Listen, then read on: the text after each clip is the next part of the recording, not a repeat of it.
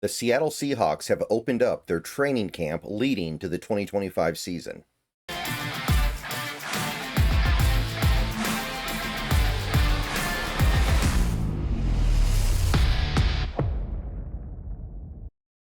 All right, everybody, good morning. Happy Thursday, and we are there.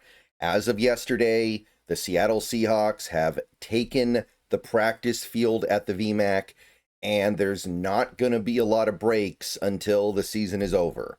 The team has opened up their training camp, and we've got preseason in 2 weeks. It's 2 weeks until the first preseason game. And then after we finish the preseason, the season starts, and we've got many, many months of action. And it's going to be a very interesting season for sure.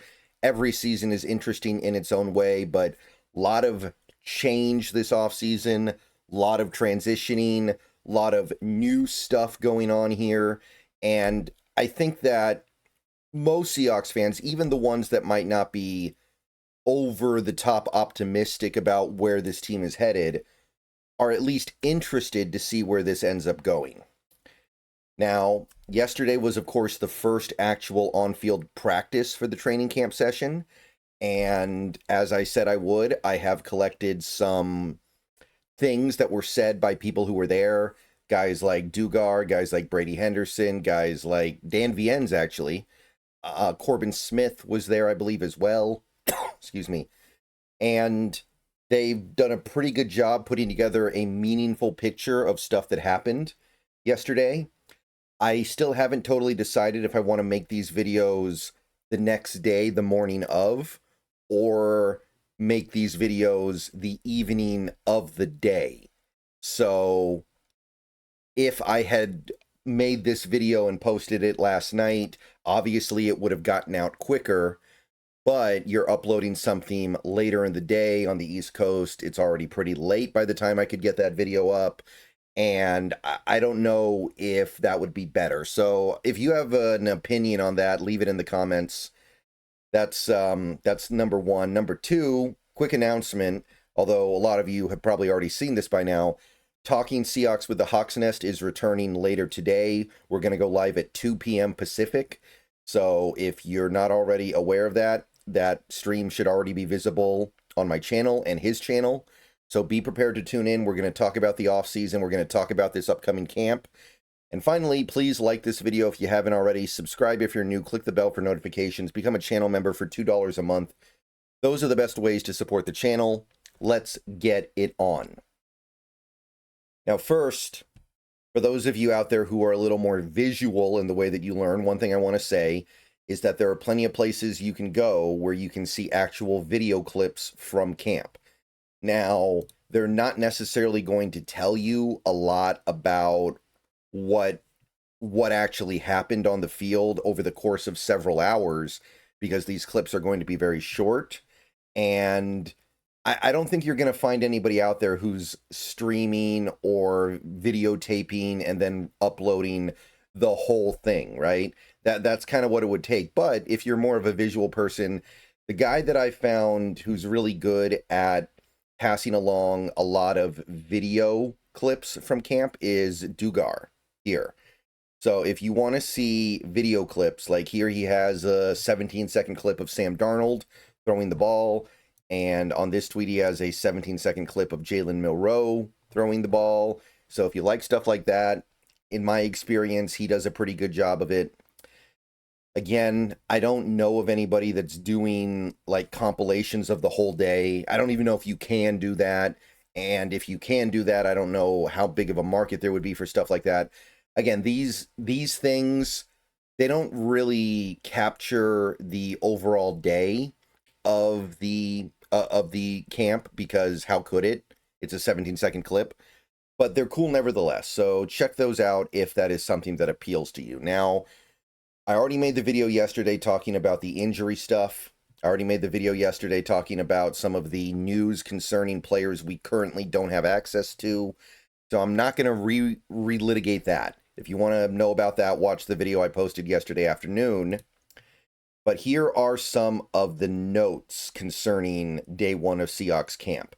some of the things that caught my eye. First, there's this little tidbit from Brady Henderson. I know this doesn't seem like that big of a deal, but this could have some ramifications for the roster. One thing that Henderson notes early on is that Brady Russell, who, by the way, converted to fullback from tight end, is still working with the tight ends. And this is interesting because with the departure of Noah Fant, there's an opening at tight end now that didn't exist if Fant was here. You have AJ Barner, you have Elijah Arroyo.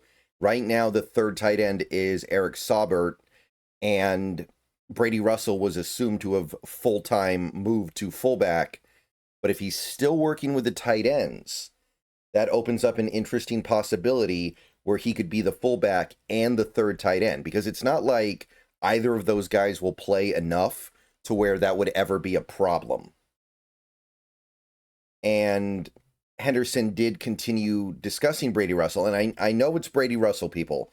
I know this is not somebody who's going to be a pivotal piece of the 2025 Seahawks, but this is a way you can save a roster spot, right? You've got Brady Russell here who can play, according to McDonald, one thing he brings to the table, he can play both tight end and fullback. And what Brady Henderson inferred from that comment is it doesn't sound like they've moved him back to tight end full time in the wake of Noah Fant's release. He's been competing for the fullback job with rookie Robbie Oots, and obviously he factors into that as well. But this is something that could allow Brady Russell to make the team and not take up a roster spot that we can't afford to give up. Brady Russell, if he can do tight end 3 and fullback stuff, that reduces pressure on Robbie Oots to be great immediately. And I don't know if Robbie Oots is going to be great immediately. It's hard to evaluate fullback stuff because you almost never see them anymore. I did my best during the offseason to talk about Oots as a fullback. It's hard, though. I don't have a great feel for what to look for with that kind of stuff. And admittedly, while he did play fullback a decent amount at Alabama, it wasn't a ton. That's hard. But Brady Russell, worth keeping an eye on here. If we can keep Brady Russell here as tight end 3, let Saubert go, the roster is a little bit easier to build out. So pretty... I don't want to go so far as to say enthused about that, but I think that's a good thing. If you want to know the player that looked the best today, according to multiple people, I think this was like 3 different people who were there. Ken Walker looked the best of any player on the field on Wednesday. He was limited in the spring, by the way, so this means he has made great progress in terms of his health. According to Brady Henderson, he did everything today. McDonald commented, he looks great. He's in a great spot mentally. Awesome to see him do all the things we want him to do. Great first day with Ken. Dan Viennes actually tweeted, one thing that he pointed out was that he was the best player on the field. I saw a similar sentiment from, I believe it was Greg Bell. So there was consensus here. The best player on the field for the Seahawks on day 1 was K9. And I think we all know that K9 is going to have a big, big impact on whether or not this team is good in 2025. And hearing something like that is great. I'm definitely going to sign off on that one. If Ken Walker's our best player in 2025, that probably means the offense is working. One other thing that Dan Viennes says in this tweet, and something that he also talked about a little bit on his show last night, was that there was some good stuff from all 3 quarterbacks, Darnold, Locke, Milroe. And from what I was able to glean, good is a reasonable word to use. I didn't get the sense that it was great. There were a couple of other people who pointed out that, hey, it's the first day, don't read into anything too much, but they did point out a lot of balls on the ground. It's definitely more than you would like to see as an offensive coach. So the general feel that I got is that the quarterbacks looked good, but not great. We're not at that point yet, and that's fine. It's day 1. They're playing against a defense that should be further ahead of them, and they're not even really going at it. Remember, you can't even really you can't even really tackle right now. So it's really hard to read too much into stuff.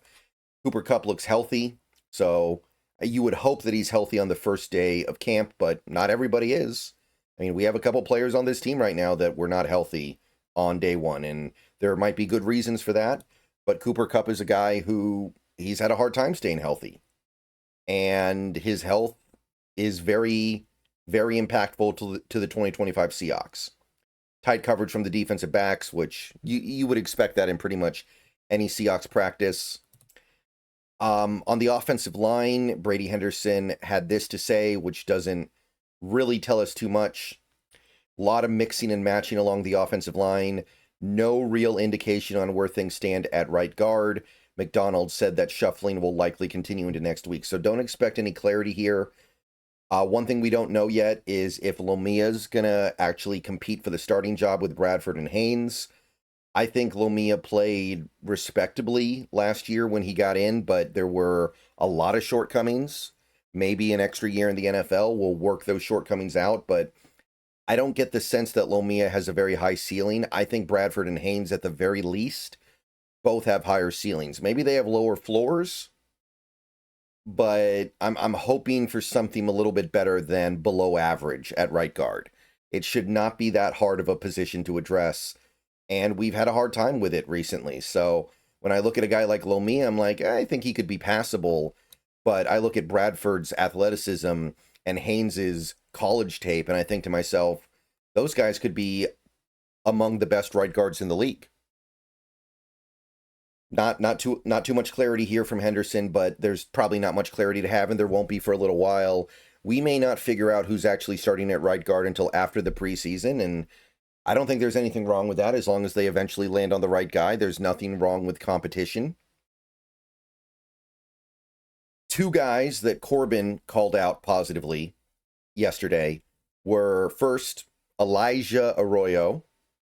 A lot of nice catches from him, including a one-handed grab off a deflected pass. Dan Viennes actually posted a little bit of video from camp that showed some of the Arroyo catches. I think it was Dan Viennes. Excuse me. And it looks good. He can catch the ball. He can be that receiver that we were hoping Noah Fant would be, and occasionally Noah Fant was, but not consistently enough to warrant the money we were giving him. And Arroyo, while I do have concerns, he can do that stuff. There is going to be some positive stuff going on there. And to hear that it's already coming out in the first day of training camp is obviously good. He's got something to offer this offense far beyond what it was before. When Noah Fant was here, I didn't know how Arroyo was really going to get on the field. Now it's very clear how he's going to get on the field. And the other guy he points out here, this is a little bit of a surprise, Mike Morris. He points out that Mike Morris deflected the pass that Arroyo caught, and he was very active today with multiple tackles for loss. Not that you can tackle right now, but I mean that would help shore things up a little bit on the defensive line, I think. If Mike Morris wants to pick now to break out after basically being left for dead last season, I kind of closed my mind off to him even being on this team last year when he couldn't get on the field at all. Now, there were reasons why he couldn't get on the field, right? Leonard Williams was having a career year. Jaron Reed was playing well. We had Byron Murphy. There weren't a ton of reps for Morris. But the fact that there was no interest in even giving him a shot at playing last year from the coaching staff told me that it was probably a done deal. And I'm not saying that this means that it's not a done deal, but the depth on the defensive line, if you want to have a fifth guy up front and that guy ends up being Mike Morris, that would be really nice. Because right now, if Jaron Reed is nose tackle, you've got two nose tackles, you've got 2-3 techs, and the fifth guy could be somebody like Bohanna or Peely, what's his name, Brandon Pilley. I don't know how to pronounce his last name. I think it's Pilley. But if it's Mike Morris, I like that better. And that means you don't have to go out and get somebody, so that'd be awesome. And I guess one final little note here that Brady Henderson made, DeMarcus Lawrence going at it very hard in practice. even though he is a longtime NFL veteran. McDonald loves the intent with which DeMarcus Lawrence practices even in year 12. Shows he has something to prove. Okay, that's about all the information I could glean from yesterday. Again, let me know down in the comments if you want me to start trying to post these videos in the evening, the day of the practice. I understand that posting a roundup the next day is a little bit, it's probably suboptimal, like I can admit that. Again, my concern is just posting stuff that late, but people do it and it works out. So let me know what you guys think about that. Tune in for the show with the Hawk's Nest at 2, so about 5 hours from the upload of this video on YouTube. And we're here, guys. It's here. Interesting stuff going on. Is it going to work out? This team made some gambles in the offseason, and there's a lot of variance here. I feel like there's a lot of variance in the way this season can go.